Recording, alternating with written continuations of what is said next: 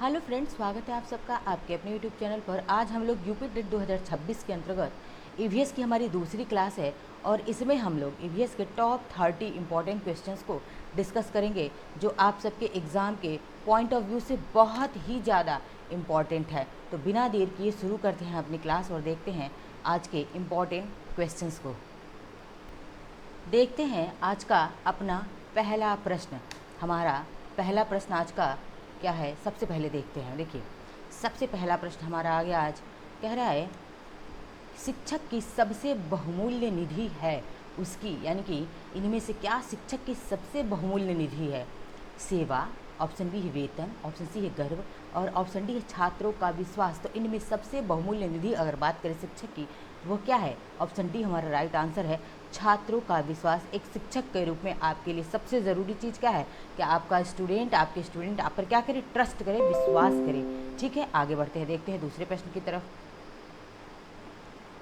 दूसरा प्रश्न है, परिकल्पना को बार बार परीक्षण करने से गलत नहीं पाया जाता है तो वह एक क्या बन जाता है? यानी कि परिकल्पना को आप बार बार परीक्षण करो, टेस्ट से गुजारो और फिर भी वो गलत नहीं हो रहा है तो वह क्या हो जाता है? एक सिद्धांत बन जाता है, एक कानून बन जाता है, एक खोज बन जाता है, एक मूल संकल्पना बन जाता है। तो क्या बन जाता है? तो देखिए, बात करें कि यदि परिकल्पना को बार बार टेस्ट से गुजारा जाए, परीक्षण से गुजारा जाता है तो वह क्या है? एक सिद्धांत, एक थियरी बन जाती है, सिद्धांत बन जाता है। ऑप्शन ए हमारा क्या होगा? राइट आंसर होगा। बढ़ते हैं अगले प्रश्न की तरफ। तीसरा प्रश्न हमारा है, निम्नलिखित में से सबसे उपयुक्त शिक्षण विधि है, इनमें से सबसे उपयुक्त शिक्षण विधि कौन सी है? तो आइए देखते हैं। ऑप्शन ए है विचार गोष्ठी एवं श्रुतलेख। श्रुतलेख क्या होता है? सुनकर लिखना।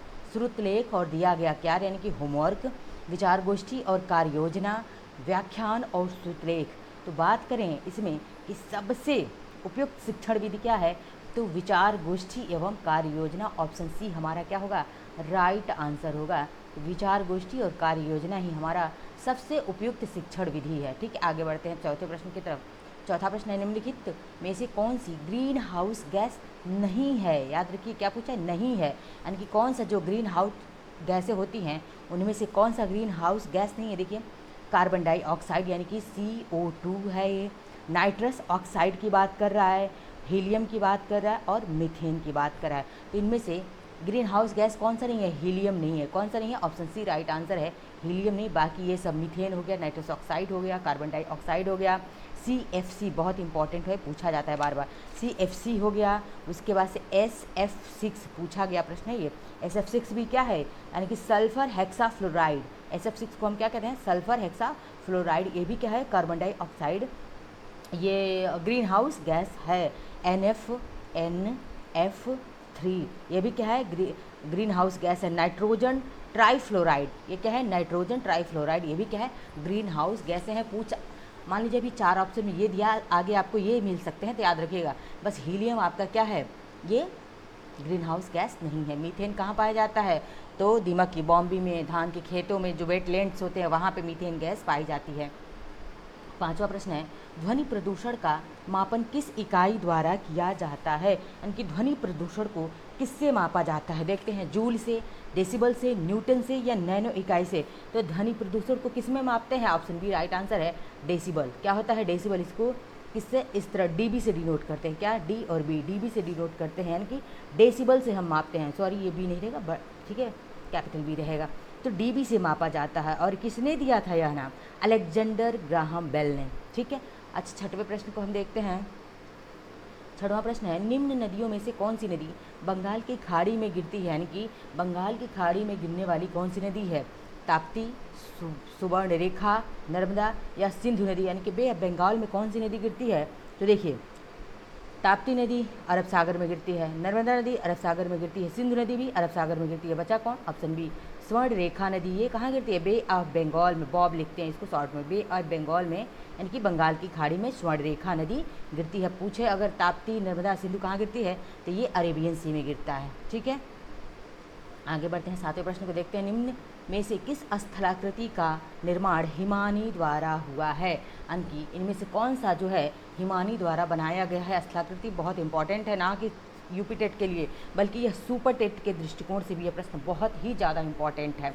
देखिए, लैपीज, यू आकार की घाटी, ऐसे यू आकार की घाटी, या फिर ऐसे वी आकार की घाटी या फिर जलप्रपात। इनमें से हिमानी द्वारा बना हुआ कौन सा है? तो इनमें से अगर बात करें हिमानी द्वारा बना तो ऑप्शन बी राइट आंसर है। यू आकार की, यू शेप की जो घाटी बनती है वो किसके द्वारा बनती है? हिमानी के द्वारा बनती है। बात करें लैपीज का, तो लैपीज किससे बनता है? भूमिगत जल के निर्माण से। ये किससे बनता है? भूमिगत जल के निर्माण से लैपीज बनता है। और वी आकार की घाटी कैसे बनती है? तो यह वी आकार की घाटी जो है, वी आकार की घाटी तथा जलप्रपात का निर्माण नदी जल से होता है, यानी कि जो नदी जल लेके आती है उससे होता है ये। ठीक है, आगे बढ़ते हैं, देखते हैं नेक्स्ट 8वें प्रश्न को देख लेते हैं हम। 8वां प्रश्न हमारा है, राकेश कक्षा 5 पर्यावरण विज्ञान शिक्षक द्वारा दिए गए कार्य को समय से प्रस्तुत नहीं करता, अतः सबसे उपयुक्त सुधारात्मक उपाय हो सकता है। क्या उपाय हो सकता है कि वह समय से अपने कार्य को, अपने होमवर्क को क्या करे? सबमिट करे।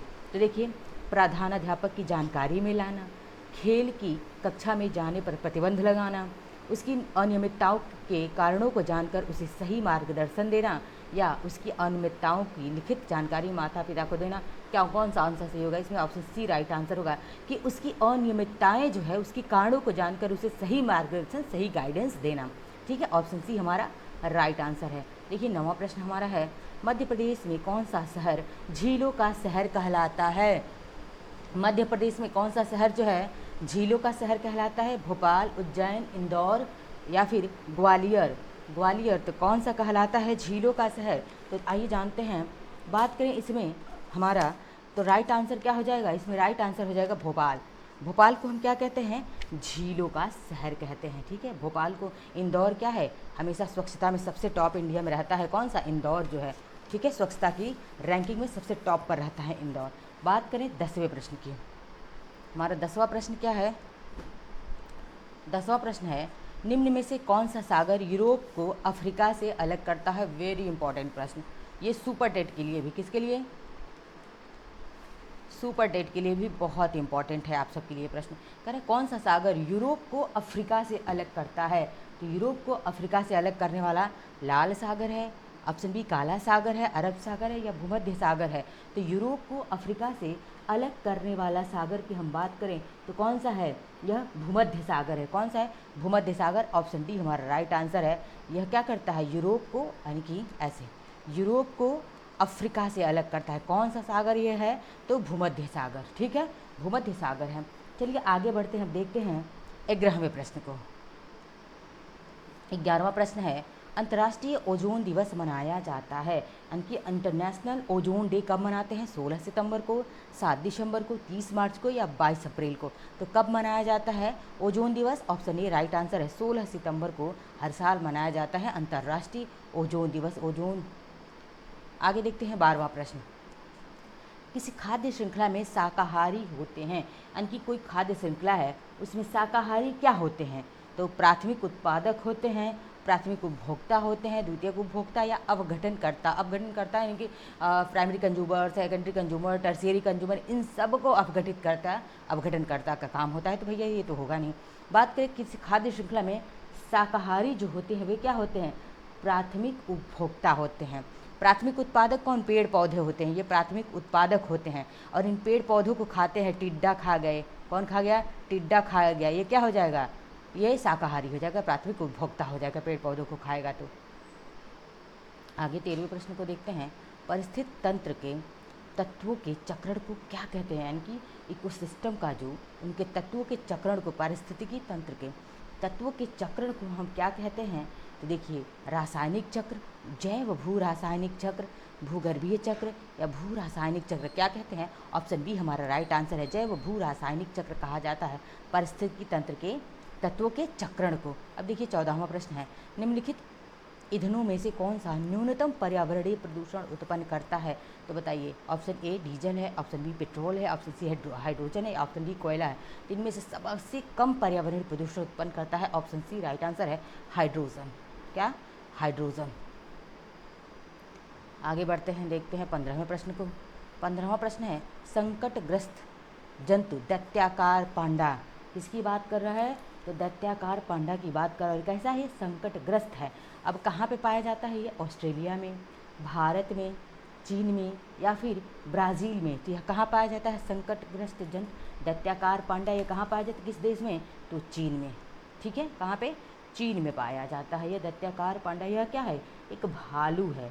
ठीक है, और ये क्या है, वर्तमान में ये पूरी तरह से विलुप्त होने की कगार पर आ गया है ये।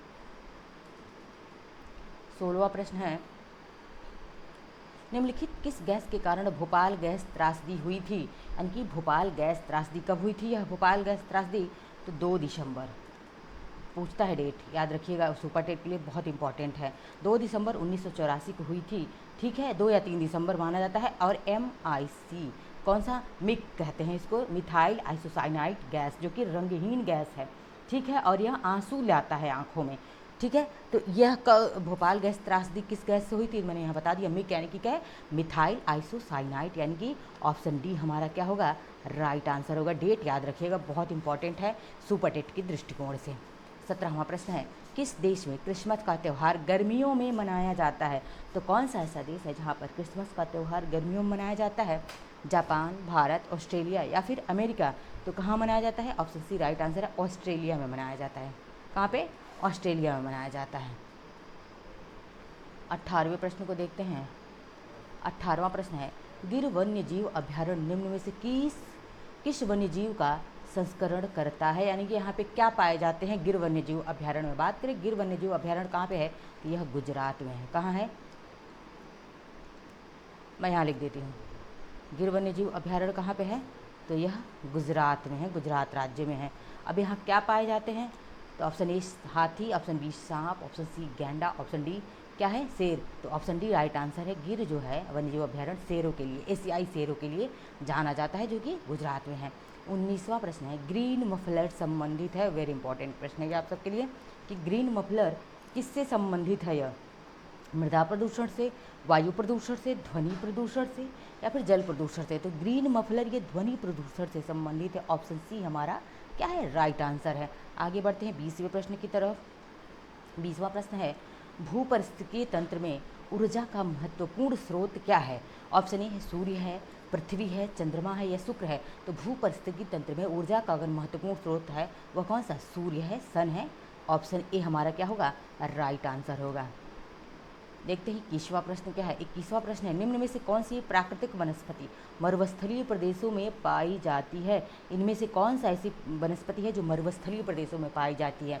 महोगनी है, कैक्टस है, फर है या फिर चंदन है। ऑप्शन बी राइट आंसर होगा, कैक्टस। ये कैक्टस कांटेदार एक प्लांट होता है और ये कहाँ पाया जाता है, तो मरुस्थलीय एरिया में पाया जाता है, याद रखिएगा कैक्टस है। ठीक है, 22वां प्रश्न है, टाइटन किस ग्रह का प्राकृतिक उपग्रह है, वेरी इंपॉर्टेंट है कि टाइटन किस ग्रह का प्राकृतिक उपग्रह है। तो बात करें टाइटन की, यह किसका है, ऑप्शन सी राइट आंसर है, शनि का क्या है, उपग्रह है टाइटन।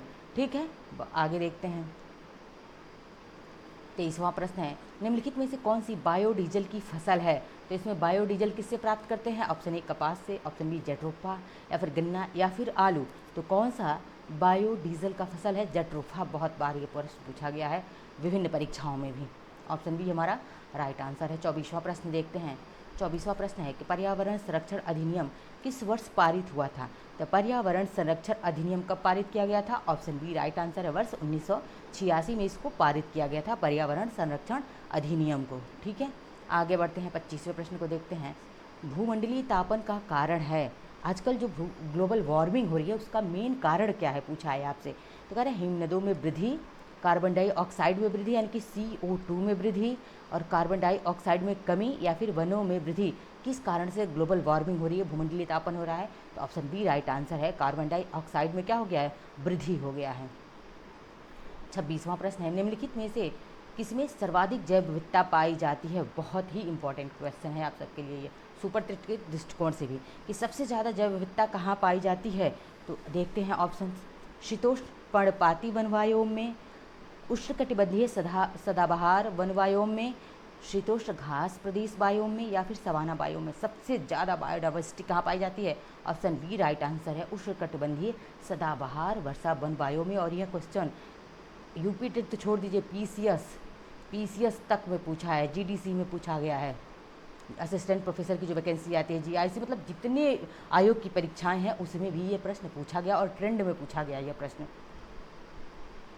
27वां प्रश्न है, निम्न में से किस मृदा का निर्माण लावा द्वारा होता है। तो कौन सी ऐसी मृदा है जो लावा द्वारा बनती है? लाल मिट्टी, काली मिट्टी, जलोढ़ मिट्टी या फिर लेटराइट। लेटराइट मिट्टी में क्या उगाई जाती है? चाय उगाई जाती है। ठीक है। और बात नदियों द्वारा लाई गई मिट्टी जलोढ़ मिट्टी होती है, जो कि सबसे ज़्यादा उपजाऊ होती है। ठीक है। अब कह रहे किस मृदा का निर्माण लावा द्वारा होता है? Option b right answer, black soil, काली मिट्टी का निर्माण। और काली मिट्टी में सबसे ज़्यादा क्या उगाया जाता है? कपास। कपास की खेती की जाती है। आगे देखते हैं 28वें प्रश्न को। 28वां प्रश्न है 28वां प्रश्न है वायुमंडल की कौन सी परत प्रकाश की परावैंगनिक किरणों को पृथ्वी की सतह पर आने से रोकती है? यानी कि जो यूवी रेज होता है उसको आने से कौन सी जो है इसमें से लेयर रोकती है? तो देखते हैं, समताप मंडल, क्षोभ मंडल, आयन मंडल या फिर मध्य मंडल। तो कौन सी ऐसी मंडल है जो क्या करती है? यूवी रेज को आने से यहाँ पर रोकती है। तो वह कौन सा मंडल है? समताप मंडल, यानी कि स्ट्रैटोस्फेयर। कौन सा है? स्ट्रैटोस्फेयर है। बात करें, आगे देखते हैं अगले प्रश्न को। 29वां प्रश्न है, जो कि सेकंड लास्ट प्रश्न है आज का। गंगा एक्शन प्लान को लाने का उद्देश्य निम्नलिखित में से किस सुधार हेतु था? इसको शॉर्ट में गैप कहते हैं, GAP, यानी कि गंगा एक्शन प्लान। कब आया था गंगा एक्शन प्लान? तो यह वर्ष 1985 में, ईयर याद रखिएगा, पूछा जाता है। वर्ष 1985 में गंगा एक्शन प्लान को लाया गया था। ठीक है। अब बात करें किस लिए आया था, इसका उद्देश्य क्या था? तो इसका उद्देश्य क्या था?